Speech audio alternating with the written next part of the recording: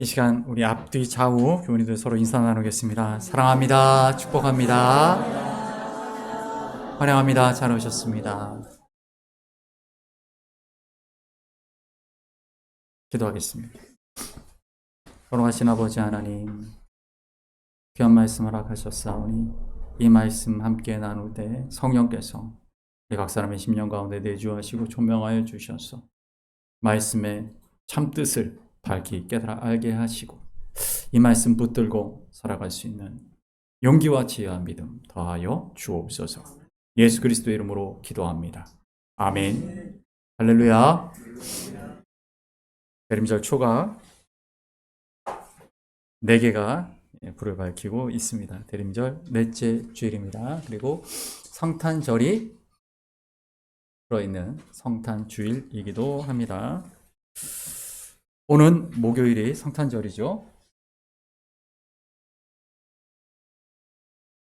여러분, 우리 비전 목장 친구들 이 앞에 뒤에도 있죠. 네, 여기도 있네요. 네, 어제 경주월드에서 열심히 친구와 함께 후반기 전도 행사이면서 또한 교제를 나눴습니다.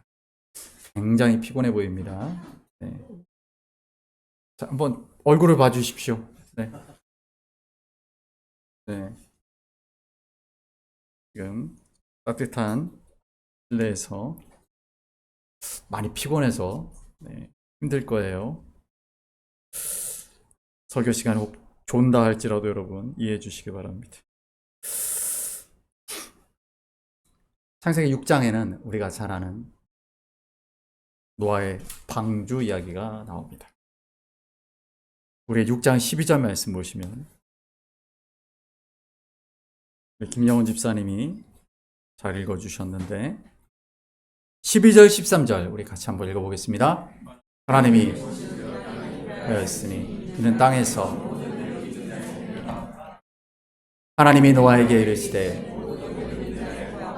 땅이 가득함으로 그 끝날이 내 앞에 이르렀으니 내가 그들을 멸하리라. 아멘. 12절 13절에 반복되는 말이 있습니다. 중요한 말이죠. 뭡니까? 모든 혈육 있는 자의 행위가 부패하였다. 모든 혈육 있는 자의 포악함이 땅에 가득하다. 모든 혈육 있는 자 모두가 죄인이다. 하나님의 선고죠. 그리고 하나님의 재판관이신 하나님의 재판정에서 선고가 내려졌습니다. 모든 혈육 있는 자들은 다 악하고 죄인이다. 오랫동안 기다리셨던 하나님의 선고가 내려졌습니다. 그리고 그 선고를 집행하는 두 번째 창조의 사역에 하나님은 노아를 부르셨죠. 노아라는 말은 사실은 안식이라는 뜻이에요. 쉼이라는 뜻입니다. 근데 사실 우리가 노아의 모습을 보면 성경 전승에서는 노아가 120년간 방주를 만들었다 이렇게 돼 있는데 뭐 얼마나 오래 걸렸는지 모르겠지만 모든 동물을 종류대로 실을 수 있는 그리고 또 식량을 실어야 되고 뭐 여러 가지 그렇게 거대한 방주 태바를 가족끼리만 만들었다면 오랜 시간 만들었겠죠. 얼마나 힘들었겠습니까? 그러니까 사실 그 이름은 굉장히 아이러니한 이름이죠. 이름은 안식인데 사실은 뼈 빠지게 100년 넘게 노동을 했다 이 얘기를 하고 있는 것이죠. 그럼 우리가 생각할 때 우리가 생각하는 안식과 노아가 누렸던 안식이 어떤 차이가 있는지 알 수가 있습니다. 그리고 이제 방주를 만듭니다. 14절 말씀 읽어볼까요? 시작. 너는 고페르나움으로 그 안에 칸들을 막고 안팎에 칠하라. 제가 방주에 대한 말씀을 드린 적이 있습니다. 원어를 보시면 그 나무의 이름이 고페르나무인데 옛날에 우리가 보던 개역 한글 성경에서는 잣나무라고 번역이 됐어요. 개신교하고 천주교가 공동으로 함께 번역했던 공동 번역에서는 전나무라고 번역을 했습니다. 왜 그렇게 나무 이름이 다를까? 그리고 왜 지금 우리가 보고 있는 2000년도 이후부터 우리가 보고 있는 개역 개정에서는 이거를 고페르라고 했을까? 제가 왜 그랬다고 말씀드렸죠? 네. 이 세상에 존재하지 않는 나무예요. 고페르 나무라는 나무는 존재하지 않습니다. 존재하지 않는데 뭔가 그래도 방주가 실제했다, 역사적으로 존재했다라는 것을 증명하고 싶은 사람들은 어떻게든 뭔가 비슷한 나무를 갖다 붙인 겁니다. 근데 그것은 옳은 행위가 아니죠.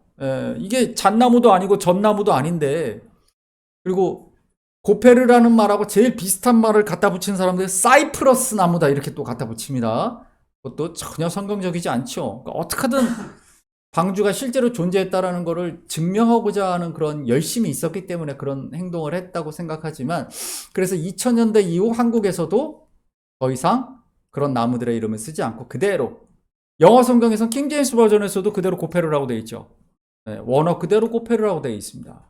그래서 이제는 더 이상 어떤 나무 이름을 갖다 붙이지 않아요. 고페르. 근데 이 고페르라는 말의 의미가 뭘까라고 했다면 바로 칠하라, 역청으로 칠하라 라고 했던 카파르와 같은 어원일 것이다라고 봅니다. 무슨 얘기냐면 방주의 그 나무, 고페르 나무는 세상에 존재하는 나무가 아니다라는 것이죠. 그러니까 방주를 우리가 실제적으로 역사상 존재했던 나무로 만들었다라는 걸 증명하려고 하지 말고 그 방주가 갖고 있는 영적인 의미에 더 집중하라는 얘기예요. 그렇지, 그 방주가 갖고 있는 그 영적인 의미가 뭘까? 그 방주가 성경에 기록되어 오늘 우리에게 읽혀야 하는, 우리가 그것을 반드시 읽어야 하는, 그리고 그 속에서 우리가 깨달아야 되는 의미가 무엇인가가 중요하다라는 것이죠. 우리는 이 덮는다, 칠한다라는 의미지만 사실은 이것은 덮는다라는 의미가 강하죠. 역청을 왜 나무에 칠합니까? 오광우 목사님, 나무에 역청을 왜 칠할까요? 그렇죠, 그렇죠. 예. 지요? 역청이 뭔지 알아? 역청. 역청이 뭡니까?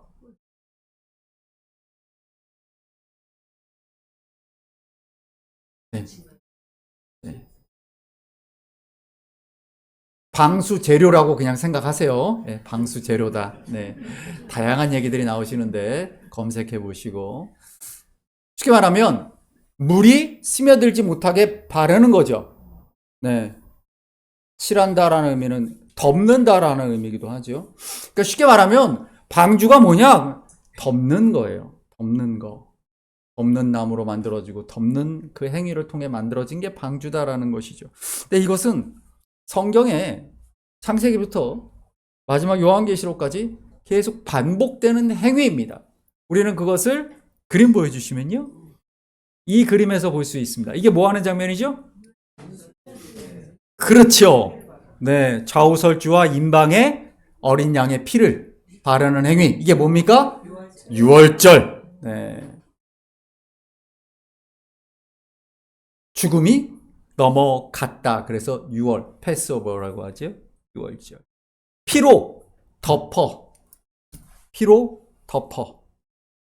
죽음이 넘어갔다. 즉, 피로 덮음으로 생명을 얻었다. 라는 것을 말하는 것이죠. 출애굽기 12장 13절에 나오는 말씀입니다. 같이 읽어봅니다. 내가 애굽 땅을 칠 때 그 피가 표적이 될지라 내가 피를 볼 때 너희를 넘어가리니 재앙이. 아멘. 이게 유대인들이 지금도 지키는 성경에서 말하는 7대 절기. 3대 절기는 뭡니까? 3대 절기는 유월절, 오순절, 초막절이죠. 7대 절기는 뭡니까?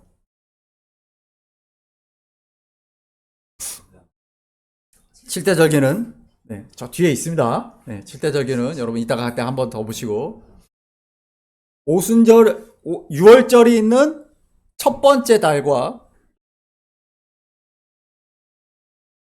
오순절이 50일 지난 오순절이 있는 세 번째 달과 초막절이 있는 일곱 번째 달에 각각 다른 절기들이 더 붙죠. 예, 유월절과 무교절이 있고요. 그리고 네, 또 칠칠절도 있고요. 또 기억나는 거 말씀해 주시죠. 초실절도 있고요. 그리고 나팔절, 네, 그리고 그 다음 보여주십시오. 대속제일이 있죠. 이렇게 해서 7대 절기입니다. 6월절 다음 날부터 무교절이 시작되고요. 무교절 주간에 안식일이 지난 다음 날이 초실절입니다. 설명드렸었죠? 네. 고린도전서에 왜 바울 사도가 예수님을 부활의 첫 열매라고 하는가? 주님이 6월절 때 죽으시고 안식일 다음 날 초실절에 부활하셨어요. 초실, 첫 열매, 부활의 첫 열매. 그래서 바울이 그렇게 부르는 겁니다. 그리고 첫째 달에 새 절기가 있고요. 세 번째 달에 오순절이 있고요. 일곱 번째 달에 첫날이 나팔절. 그리고 열흘이 지난 다음에 대속죄일이 있고, 그리고 14일 저녁부터, 즉 보름달이 뜰 때 초막절. 이렇게 있는 겁니다. 아까 6월절도 보름달이죠. 자, 속죄일은 욤 키푸르라고 합니다. 욤은 날, 영어로 데이예요. 키푸르가 뭐겠어요? 아까 들었던 얘기죠. 네. 카파르, 고페르 같은 말입니다. 덥다라는 거예요. 그러니까 속죄일이라는 개념가 뭐냐면 덮는 거예요. 네. 우리의 죄를 하나님이 덮어주신다. 한 해 동안 지었던 모든 죄를 이때 다 속죄하는 거예요. 네. 그래서 유대인들은 지금도 이 나팔절 다음 날부터 열흘 동안을 속죄의 기간이에요. 막 찾아다니는 거예요. 그래서 용서를 받아야 돼. 네. 우리 윤진이가 유나하고 막 둘이 윤진이가 산 옷을 유나가 입고 나갔어. 내가 한 번도 안 입은 옷을 네가 입고 나가? 싸웠어. 생각해보니까 그게 하나님 보시기에는 기뻐하시지 않을 일 같아. 그러면 유나한테 가서 유진이가 유나야, 나의 죄를 용서해줘. 용서를 받아야 돼. 유나가 용서해줄까 안 해줄까? 해줘야 돼. 왜? 유나도 죄진 게 많거든. 유나도 유진이에게 죄진 게 있을 거야. 언니, 내가 언니한테 야라고 한 거 용서해줘. 이렇게 서로 교환을 해야 됩니다. 막 교환을 해서 수첩에다가 막 그거를 다 하는 거예요. 그게 열흘입니다. 열흘. 그리고 대속죄일에 뭐 하는가? 그 다음 사진 보여주시면요. 이걸 카파롯이라고 하는데, 카파롯. 그러니까 덮는 날. 뭐 하느냐? 덮는 행위. 뭐냐면, 보통은 닭을 잡습니다. 요즘에는 닭을 잡아서 그 피를 뿌리면서 그 머리를 기울이고 있으면 거기에다 이제 피를 막 뿌려요. 머리에다 뿌리는 게 아니고 피를 막 흘립니다. 그러면서 뭘 하느냐? 이 닭은 나의 교체물이고 나의 대속물이고 나의 속죄물입니다. 이 닭은 죽음을 맞이하러 가지만 나는 평화로운 긴 생명으로 들어가게 될 것입니다. 이게 유대인들이 성경에 나오는 그 제물, 제사를, 희생 제사를 드렸던 걸 지금도 한다는 얘기예요. 지금도 합니다. 지금도 남자는 수탉, 여자는 암탉. 지금도 합니다. 근데 이거를 다 하진 않아요. 여러분 여기 보시면은 이 전통 모자를 쓰고 있죠. 하레디라 그래서 그러니까 유대인들 전체 이스라엘 사람들 가운데 정통파 유대인들이 한 14, 5% 정도 됩니다. 이 14, 5% 되는 정통파 하레디라고 하는데 그 사람들은 이렇게 하고 좀 현대화된 유대인들은 이게 동물 학대다 뭐 여러 가지 말들이 많기 때문에 이렇게 하지는 않고 지갑을 우리 시은이 머리를 숙이면 그 시은이 머리 위에서 이렇게 지갑을 이렇게 돌리고 그 지갑에 있는 그 돈을 기부를 합니다. 이 잡았던 닭들도 다 기부하게 돼 있어요. 그게 왜 그러냐면 율법적으로 우리가 옛날에 제물을 우리가 화목제를 올려드리고 그 다음에 뭐합니까? 그걸 다 먹어야 돼요. 예, 소 한 마리를 드리면 어떻게 돼요? 예, 이틀 안에 그거 다 먹어야 돼요. 예, 그거 다 먹지 않으면 제사를 드린 자가 오히려 벌을 받았기 때문에 화목제물을 드리면은 다 먹어야 돼. 그러니까 우리 이창엽 집사님이 화목제를 다 소 한 마리를 하나님께 드렸는데 이틀 동안 그걸 다 먹어 치워야 되는 거예요. 소 한 마리를 어떻게 혼자 먹겠어요? 그러니까 다 가서 먹어줘야지. 예. 근데 평소에 우리 이창엽 집사님이 왜 그렇게 장로님은 성가대 연습도 제대로 안 하시고 그런 덕이 없었던 분이야. 그러면 잘 됐다. 먹으러 가주지 않겠죠? 예, 그 무슨 얘기냐면 하나님과 화목하게 하는 사람이라면 이웃과 먼저 화목한 사람이 돼야 된다라는 얘기. 주님 말씀하신 거죠. 재단에 제물을 바치기 전에 내가 이웃에게 잘못한 것이 있으면 먼저 화해하고 나서 제물을 드려라. 그 얘기입니다. 선행, 히브리어로 체다카라고 하죠. 그 선행을 베품으로써 속죄가 완성되는 거예요. 제물을 드리고 선행하고 이러므로써 나는 이제 의인이 되었다라는 것이죠. 그러니까 아직도 희생제물을 드리거나 아직도 선행을 함으로써 자기가 죄를 용서받을 수 있다라고 유대인들은 생각한다라는 것이에요. 여러분, 그리스도인으로 살아간다라는 것은 무엇입니까? 닭이 아니라 예수 그리스도께서 십자가에서 피 흘리심으로 죽으심으로 나의 죄가 속량되었다라는 것을 고백하는 것입니다.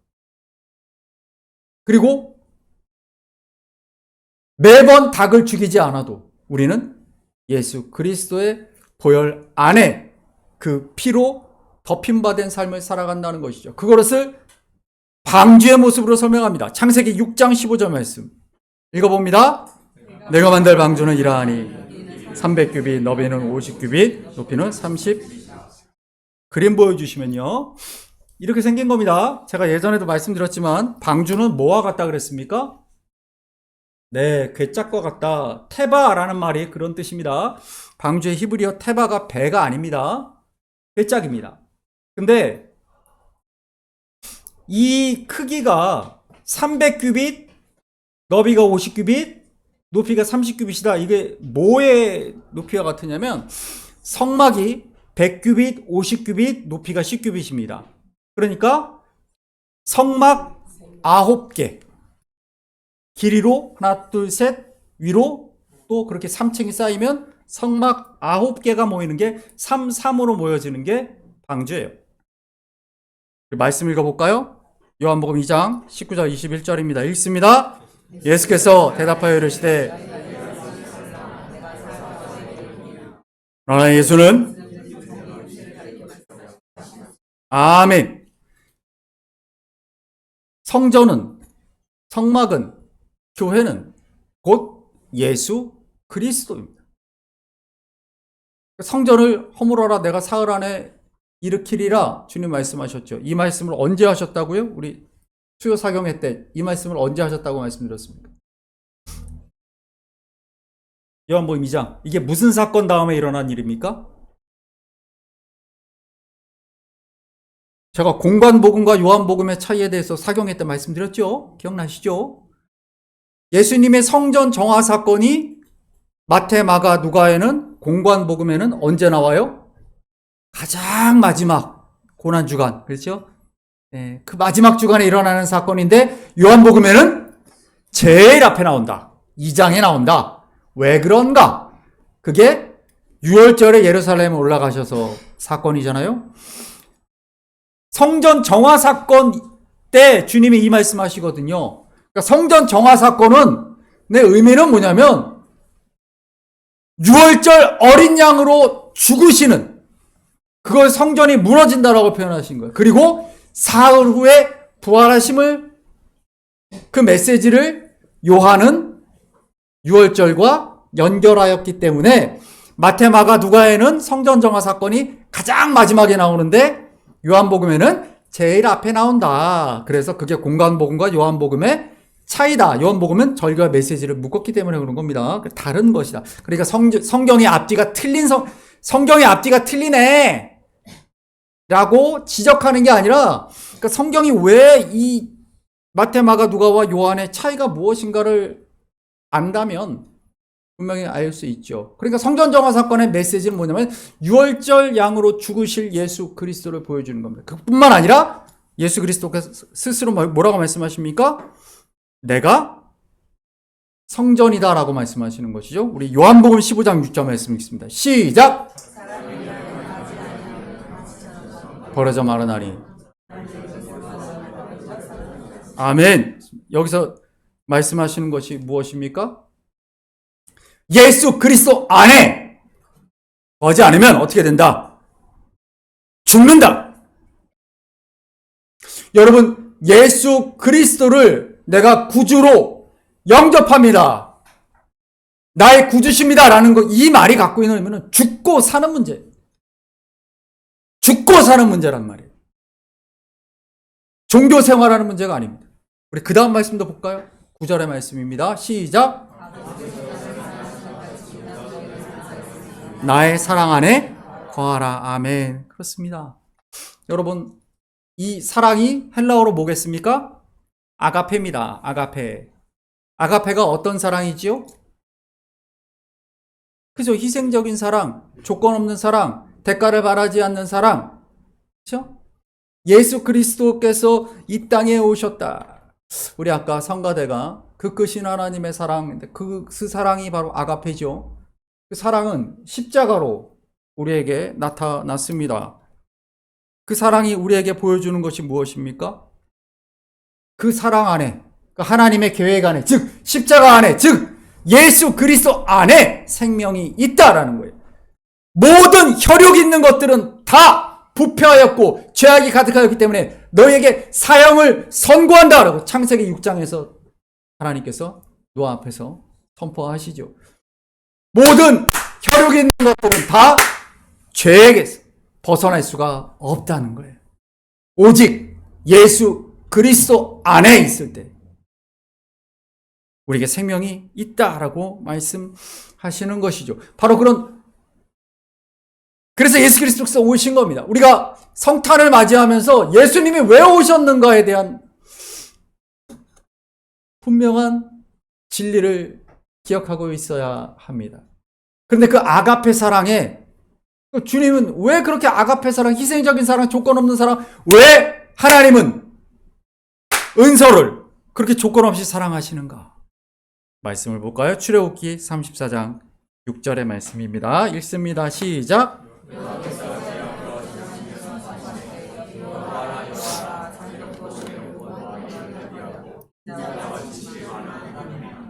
아멘. 히브리어로 보시면 인자하다라는 게 캐세드입니다. 캐세드. 자, 그 다음 구절도 볼까요? 여호와께 그는 선하시며 그 인자하심이 영원함이로다. 네, 캐세드죠. 그 다음 말씀도 봅니다. 나에게 나타나사 내가 영원한 너를 사랑하기에 인자함으로 너를 이끌었다. 아멘. 네, 캐세드입니다. 굿니스로 번역되기도 하고 멀시로 번역되기도 하지만 원어는 그냥 캐세드예요. 캐세드가 뭡니까? 여기서 인자함이라고 말씀하시죠. 왜 하나님이 아가페적으로 우리를 사랑하시는가? 그건 그분의 본성이에요. 그 본성이 무엇이냐? 인자하심. 그 인자하신 사랑, 캐세드가 의미하는 것은 감정적인 사랑이 아닙니다. 그냥 우리가 생각할 때 불쌍히 여기는 것이 아니에요. 이 캐세드가 갖고 있는 의미는 신실함을 내포하고 있습니다. 신실함. 끝까지 약속을 지키시고자 하시는 그 마음. 하나님의 성품이 바로 인자함이에요. 하나님께서는 모든 혈육 있는 자의 죄를 심판하시고자 하시지만 그럼에도 불구하고 그 하나님의 사랑하심, 그 인자하심의 그 마음은 인간은 끊임없이 언약을 어겼지만 하나님은 포기하지 않으시고 그 인자함으로 예수 그리스도가 이 땅에 오셔서 우리를 위하여 십자가를 지신 것입니다. 아가페는 헤세드로 인하여 우리에게 주어진 하나님의 사랑인 것입니다. 그 인자하신 하나님의 사랑이 있기 때문에 아무 조건 없이 하나님은 아가페의 사랑을 우리에게 베푸시는 것입니다. 우리가 할 것은 무엇입니까? 오직 주님 안에 거하는 것입니다. 창세기 6장 18절 말씀 읽어봅니다. 그러나 너는 내가 내 언약을 세우리니 너는 내 아내와 내 며느리들과 함께 그 방주로 들어가고 19절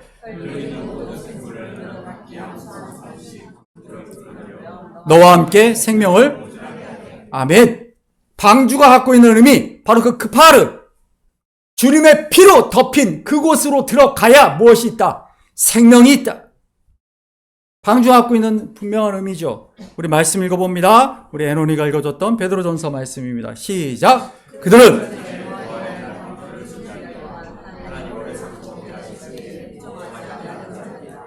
방주에서 물로 구원을 얻은 자가 겨우 8 예수 그리스도께서 부활하심으로 말미암아 이제 너희를 구원하는 편이 이제 곧 세례라.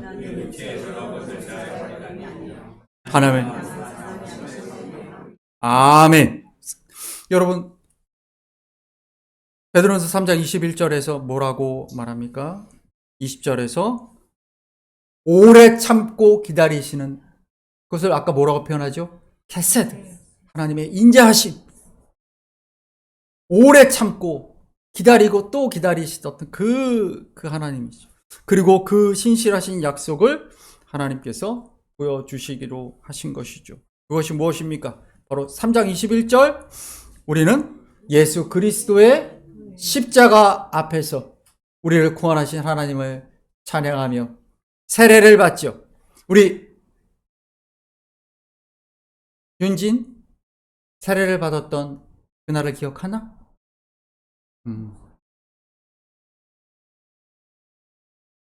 세례의 의미는 무엇입니까? 그것은 주님과 함께 죽고 주님과 함께 산다라는. 다른 말로 하자면 우리 주님 안에 생명이 있습니다 라고 고백하고 그 삶을 선택하는 것이 결단하는 것이 구원에 대한 결단이. 사랑하는 여러분 로마서 4장 7절 8절의 말씀을 읽어봅니다. 불법이 사함을 받고 죄가 가려짐을 받는 사람들은 복이 있고 주께서 그 죄를 인정하지 아니하신 사람은 복이 있도다 함과 아멘. 에베소서 1장 7절 있습니다. 우리는 그리스도 안에서 그의 은혜의 풍성함을 따라 그의 피로 말미암아 속량 곧 죄사함을 받았느니라. 아멘. 그렇습니다. 누가 복이 있는 자인가? 죄가 가리워진 덮어진 사람들. 그렇죠? 그래서 주께서 그 죄를 더 이상 보지 않으시는 성경이 말하는 복 있는 사람의 의미는 거기에 있어요. 몸이 건강하고 재물이 많고 그런 사람이 복이 있다라고 성경은 말하지 않아요. 그림 하나 장 보여드릴까요? 네, 벨기에에 있는 바보 성당에 있는 겐트의 대단화라고 불리는 여기 보면은 한가운데 어린 양의 가슴에서 피가 쏟아져 나오죠. 여러분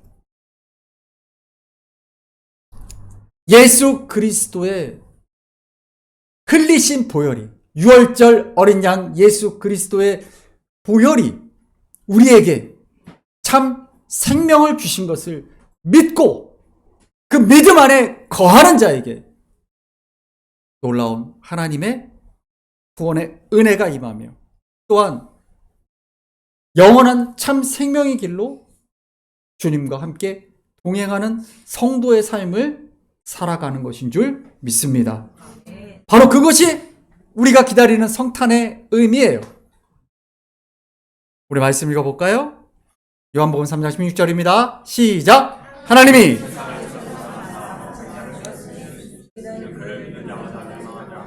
영생을 얻게 하려. 아멘. 로마서 5장 8절입니다. 우리가 아직 죄인 되었을 때 하나님께서 우리에 대한 자기 사랑을 확증하셨느니라. 아멘. 여기서 헬라어로 보면 아가페이죠. 희생적인 사랑, 헤세드, 우리를 인자하심으로 끝까지 기다리시고 우리를 위하여 예수 그리스도를 보내신 그 하나님의 그 아가페의 그 사랑이 무엇을 통해 드러났다라고 말합니까? 십자가를 통하여 드러났다.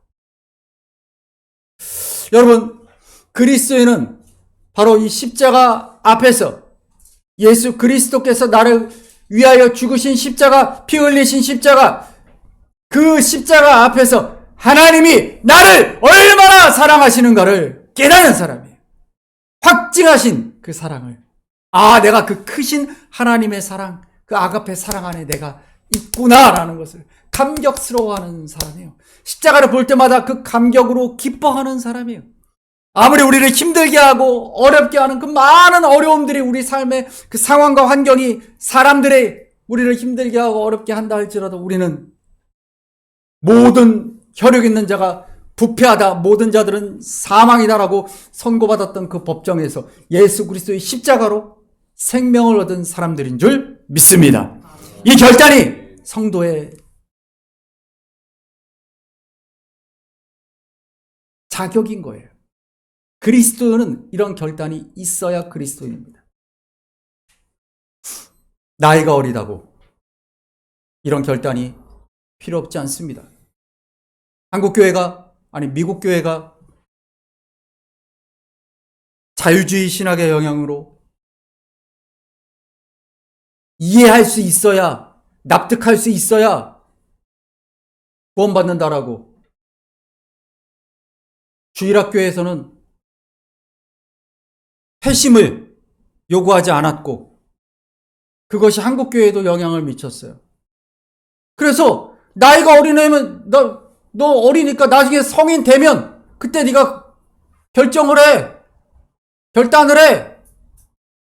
예수를 믿을 건지 안 믿을 건지. 여러분, 우리 이용화 성교사님 저기 계신데요.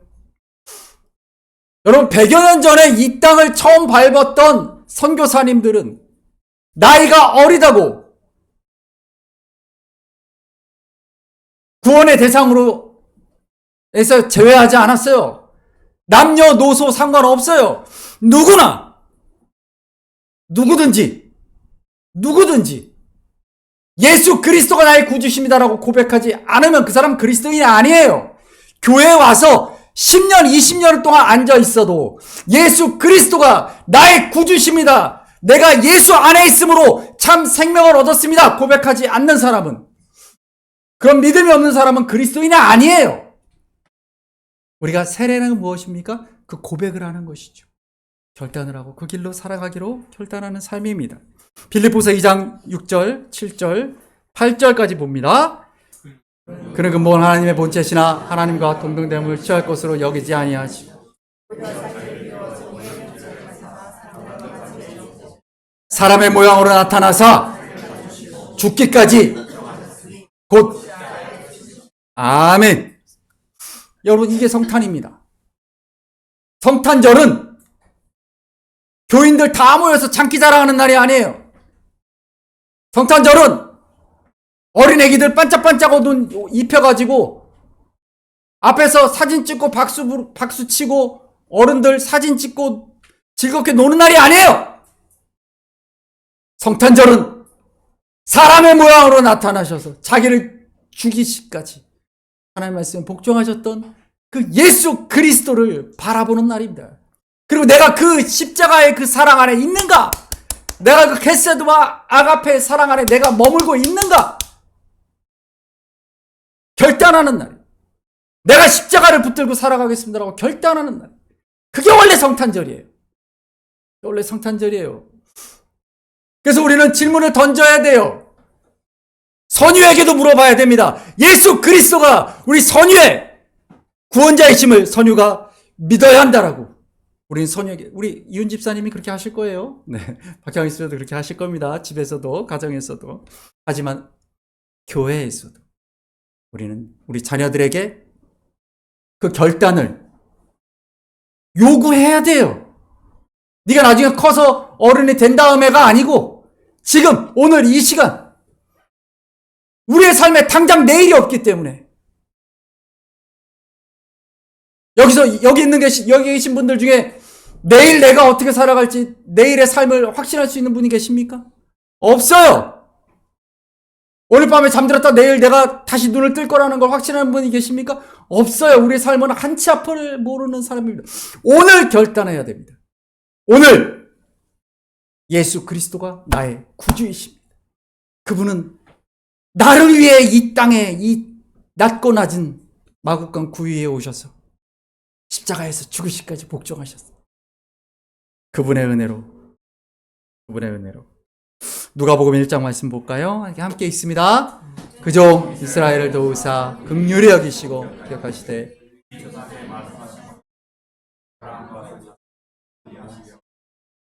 아멘. 그 인자하심을 신약 성경에서는 긍휼히 여기심으로 또한 말합니다. 긍휼히 여기시다 우리를 불쌍히 여기시다. 주님이 십자가를 지러 이 땅에 오신 우리는 성탄을 기다립니다. 왜 오셨는가? 주님은 우리 승요를 긍휼히 여기셔서 승요를 구원하시기 위해서 승요를 향한 그 사랑 때문에 오신 것입니다. 여러분 2025년 올 성탄절은 나를 위해 이 땅에 오셔서 십자가를 지시기까지 그 보혈을 흘려주심으로 나를 구원하신, 그래서 내가 이제 그 생명 안에 살게 하신 그 주님을 바라보는 성탄절이 되시길 간절히 소망합니다. 말씀을 읽어봅니다. 요한계시록 3장 20절입니다. 볼지어다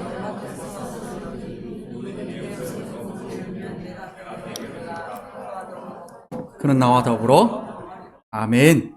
그래서 오늘 우리는 결단하는 것입니다.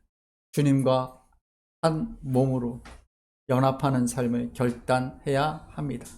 주님이 오늘 우리 시은이의 삶에 찾아오셨어요. 그래서 문을 두드리고 계신다. 우리 이 안에 계신 분들 가운데 아직 주님이 내 안에 계심을 확신하지 못하는 사람이 있다.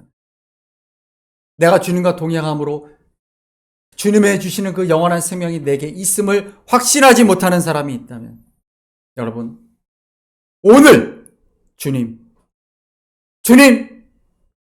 내 안에 오셔서 나로 주님과 함께 더불어 먹고 주님과 함께 살아가는, 주님과 한 몸으로 살아가는 영원한 생명을 허락해달라고 여러분 그렇게 기도하시길 바랍니다.